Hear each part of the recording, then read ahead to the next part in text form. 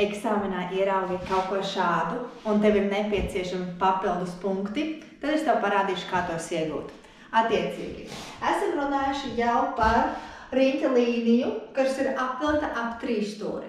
Svarīgākais, kas bija jāatcerās, ka leņķis ir 2 reizes mazāks nekā loks, uz kuru tas balstās. Ja paskatāmies nākamo zīmējumu, šeit mēs redzam, ka ir viena no trīsstūra katetēm vilkta caur riņķa līnijas centram, attiecīgi veidojot diametru. Ko mēs zinām par diametru? Kad tas sadala apli uz pusēm, tātad šis loks mums ir 180 grādi. Vēl kas ir jāzina, jebkurā tēmā, jebkura taisna līnija veidos 180 grādus. Attiecīgi, cik liels leņķis ir šis? Tieši tā, puse. 90 grādi, jeb taisna leņķa trīsstūris.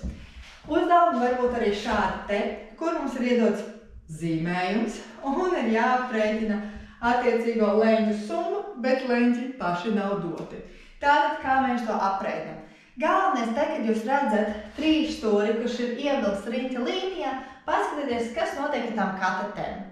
Ja jums iet cauri riņķa līnijas centram, super! Jums ir vieglākais piemērs. Attiecīgi, šeit mums ir diametrs 180 grādi, tātad šie leņķi abi ir 90. Saskaitot kopā, 90 plus 90 veidojas 180 grādi. Tā jūs iegūsiet papildus punktus eksāmenā. Tagad es iedodu jums uzdevumu, apvienojot abas zināšanas no 1. un 2. video.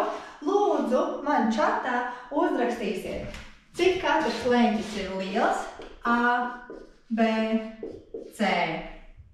Un varbūt arī lokus. Lokus A, C un loku C, B. Gaidīšu atbildes. Tiem, kam sanāk super, tiem, kam nesanāk, es palīdzēšu iegūt pareizo atbildi. Tā kā tiekamies nākamajā mācību video. Čau!